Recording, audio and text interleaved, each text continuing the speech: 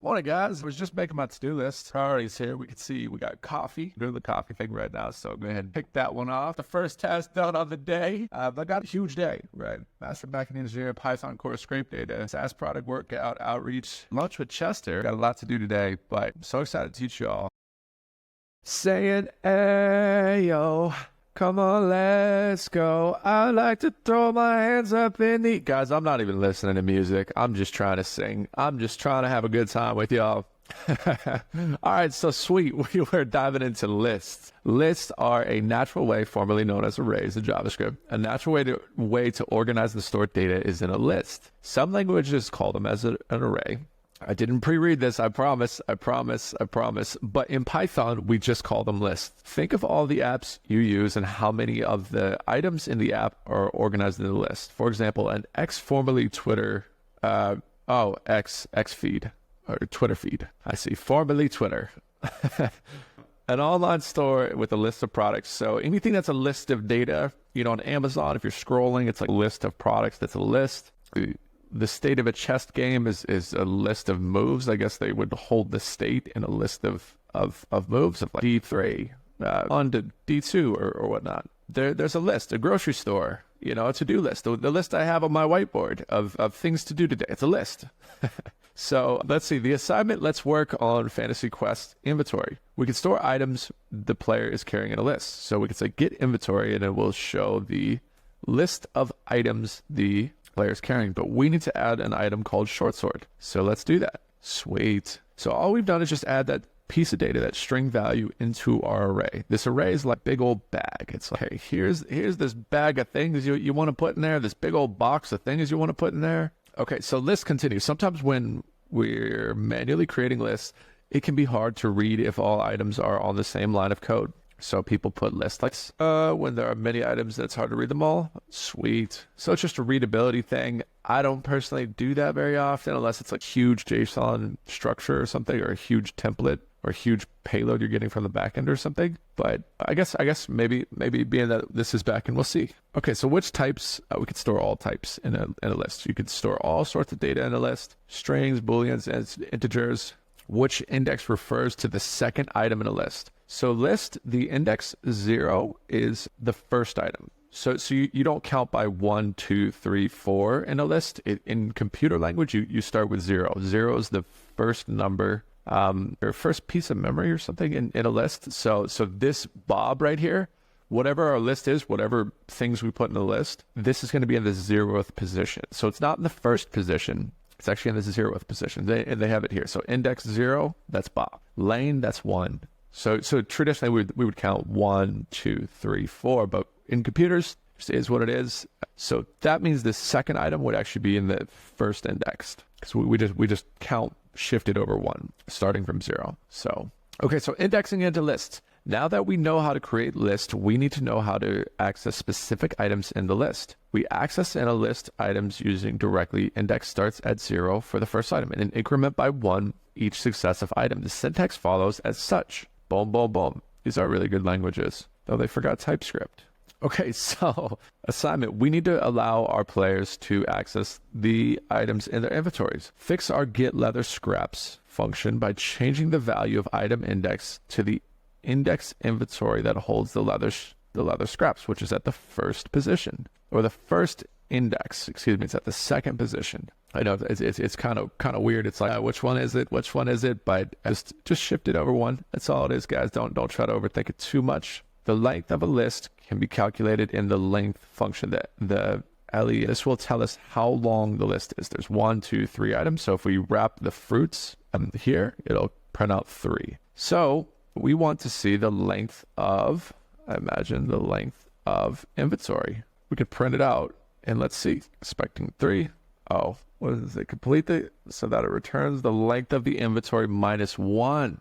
Okay, so I just need to add a minus 1 right here. That'll actually be the, okay, let's do it their way. So we'll say length equals length of inventory minus 1, or better yet, we'll say print length minus 1. Let's see. No, it's still expecting 3 and it got 3. Oh, we need to return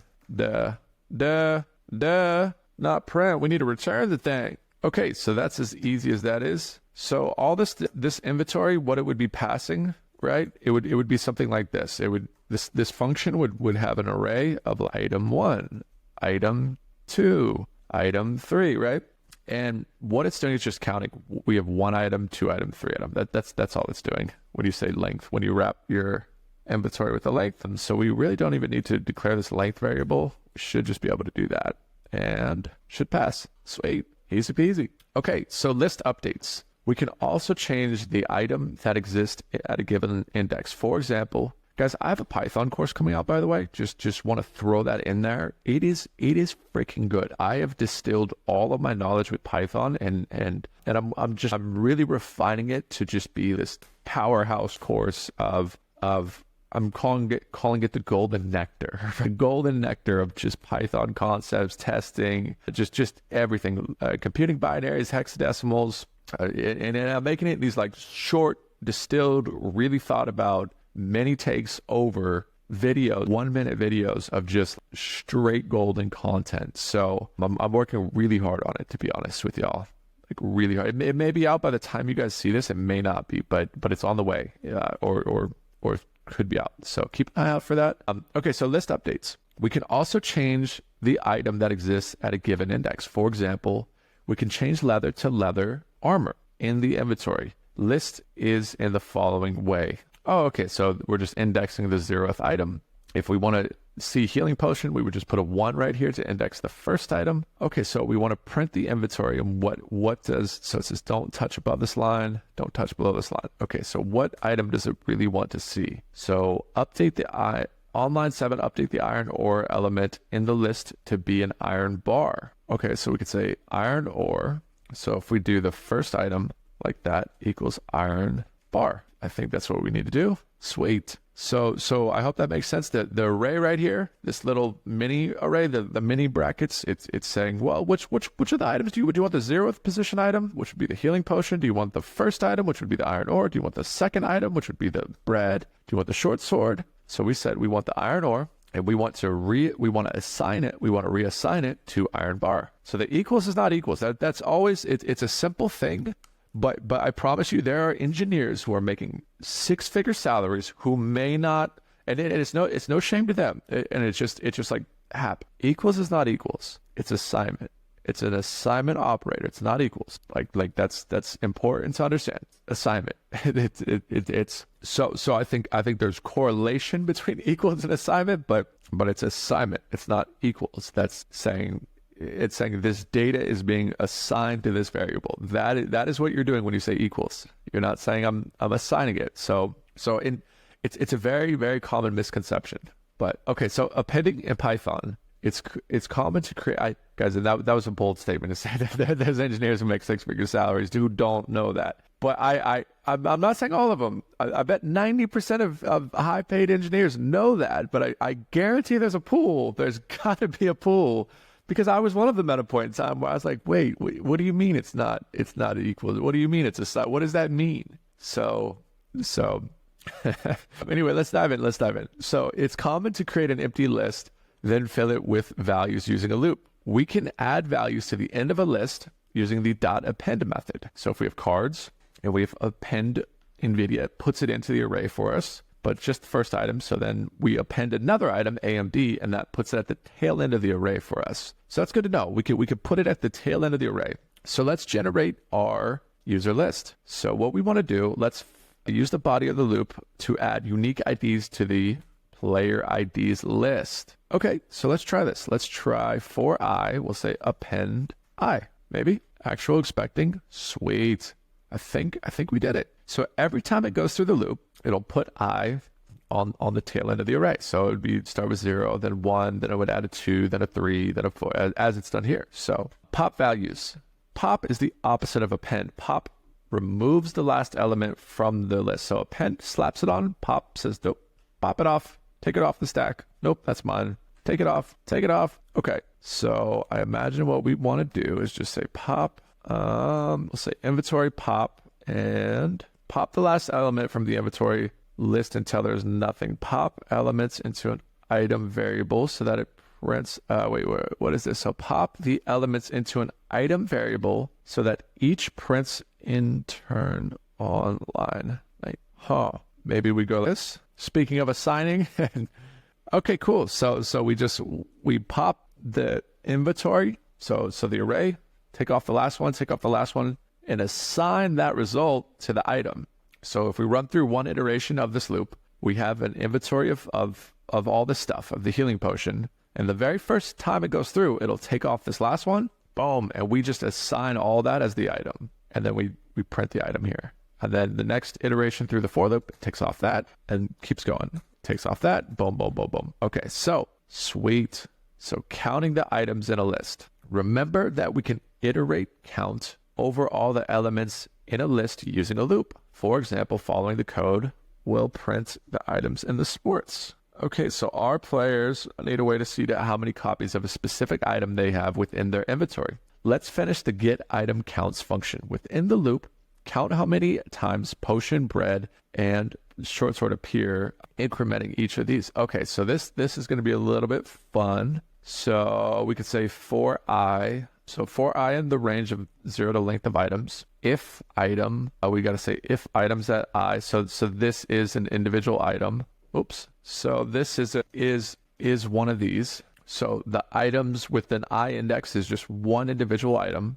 And what we could do is say if item equals, let's see, if item equals, I believe potion is how they have it. We could say potion count plus equals that. We can say elif item. So now we're just writing a bit of logic to do this, and hopefully it works. Hopefully it works, right? So if the item equals the bread, we want to increment the bread count. We love the bread. We love the bread. And if it's none of those, what we can do, we could say an if statement, right? But I think we could just increment the short sword because I think it'll be one of the three. They might throw us in a loop here. There may be some stuff here. Oh, yeah, okay, we can't do an else because it would just count any item. They're not just passing in these 3 items. They're passing in specifically a list of items, it looks like, or many other items. So we need to be descriptive here. Let's see if that works. I need a colon. And then we finally do need an else statement. Else, you could just say return, I suppose. So we're almost there. We got a few passes. But why did we fail here? I wonder if we could just turn these into all if statements. Let's see. Let's not do this. Sweet. Okay, so the if statement's just corrected it all. We can avoid the else at this point. Okay, so I hope that makes sense. If one of the items, so first we need to describe the item from the items list. If it's one of these, just increment.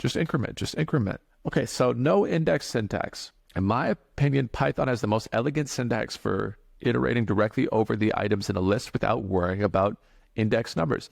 If you don't need the index number, you can use the following syntax. For tree and trees. That's awesome. That is so cool. Okay, so when should you use no index syntax? So instead of saying for I in length of 0 to something, this is a lot cleaner and a lot more descriptive.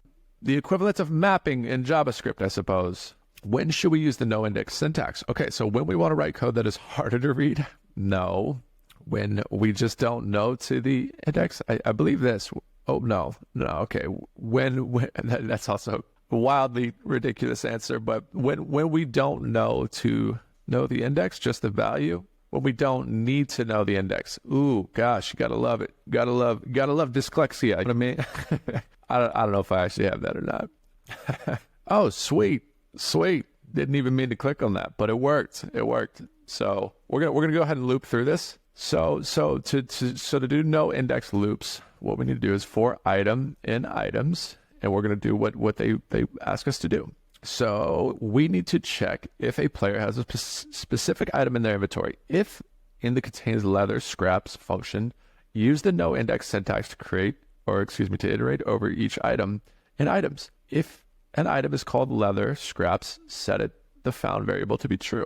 Okay, so we've done the first bit correctly. We were looping over the items array, and we could say if item equals leather scraps, found equals, we're reassigning found to be true if that's correct. Sweet. Guys, we're cruising right along. We're level 14. When did that happen? That happened a while ago. No? Come on now. Come on. We got a big lesson today, folks. So I might break this up into 2 lessons because there's kind of a lot of material here and I've got a lot to do today. So we might pick this back up tomorrow. Let's get to a good stopping point though. Let's do this last find the difference one. and then we'll move forward tomorrow, guys. I have so much to get through today. The list of to-do, speaking of lists, ironically, the list of things I need to do is quite long today. Okay, so find the difference assignment. We keep, but I really do love this. By the way, before just trying to rush through and get this last episode done, or last segment 14 done. I really do enjoy this series, guys. So for everyone watching this and taking time to watch this and just learn and come here to build that granular foundation, believe me, we're gonna get there, and we're setting the strong bricks at the base, so then we can build the tower really strong and really high. When we get to Golang, when I'm teaching microservices on the SaaS series, when we're doing the higher level backend engineering things that I need to go pick Chester's brain about. Chester, how does this work? How do we build these atomic functions and many-to-many relationships and all this stuff? He'll, like, because of this knowledge that we're foundationally setting, it's going to be really, really, really strong. So it'll be really good for that stuff. So I'm super excited. Okay, so let's dive back in. We keep track of each character's level in a list. When someone's level changes, we want to know about it so we can congratulate them. Your assignment is to find any differences between the old character levels and the new character levels and print the index where the values are different. Okay, so we got a bit of a cheeky one today, or this one here.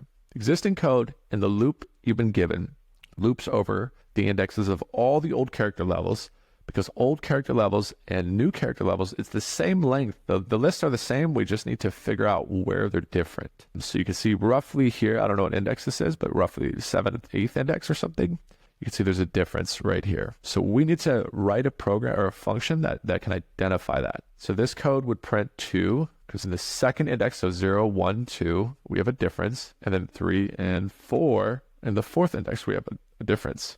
So for I in range of old character, ooh, this is going to be cheeky. We need to loop this. This might be a nested loop where we need to loop through the old character levels, but we have an I loop. So the first loop is going to go through the character levels, and let's just use this example.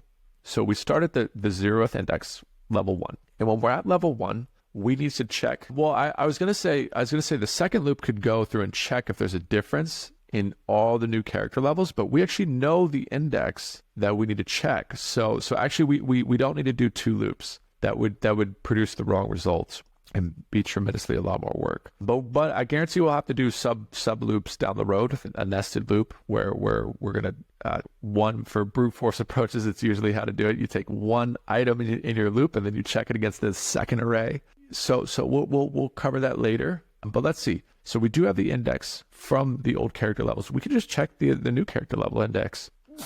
Excuse me, and see if they're different. So let's write out the notes. So first, get old level. Sneezed again. Next, check it against new level. Pretend I spelled against right. Then what we want to do. So we have the 0th position. So we have level 1 of the old character level. We just need to check the 0th position of the new character level. Are they the same? And then if they are not the same, print earn index. I think that's all we need to do. So let's try to break it out. First, get the old level. So we can steal this. We could say old level at I. So we'll say old level here. Next, check it against the new level. So let's say new level, which would be the new character level at the same index, at the same I index. And if they are the same, so if old level does not equal new level, return I. I think that's all we need, guys. Fingers crossed, right? Let's see. Differences found on indexes. Oh, oops, return I. I don't see anything being printed. Oh, we need to print I? Is that what we need to do? Sweet, guys. First take Drake. Well, kind of first take Drake. The right logic was there, but I hope that makes sense. And we could obviously streamline the code a bit if we wanted and remove all this. And it should be the same deal. Cool, guys. Thank you so much for watching. I look forward to these series every, and they're super selfish. Like, I'm making this new content that's like really refined, as mentioned, like the Python course. Like I'm like really taking every second, and I have like all these to the question kind of videos coming out that are like really distilled content and scripts wrote for them, and just I'm very like every second is thought about. Because they're only 60-second videos, they're only 90-second videos. And I'm like really, you know what I mean, like distilling and honing in really strong on them, because I want to take this YouTube thing very serious. But these mastering backend engineering series, as you guys see, it's like, hey, we're here to hang out, we're here to learn, we're here to have some fun too. So it's a really selfish, I would say content creation type where hopefully there's still some value for you guys. I'm definitely trying to be as valuable as possible, but it's still this just like, hey, throw on a camera, let's have some fun, and I guarantee this series will be like the least viewed series, but it's probably going to be the most fun for me to do. So I look forward to it every day, because it's embellishing my skill set, and I get to do it in such like a just novice, like wanting to learn way, where I don't have to put on a front for you guys as much. I don't have to like do the YouTube thing. I could come on here and just even speak about me coming on it here and how I actually feel about it all. So, but end of the day, I hope it's helpful. And guys, thank you so much. I'm so excited for this series. Again, I cannot say it enough, because I'm just really excited for like episode 90. You know, when it's gonna be like, holy crap, can't believe we got through it all. Can't believe all the fun things we learned, and putting things to you know, putting rubber to road, I hope is the end goal of all this. So thank you so much for watching. I will see you in the next one.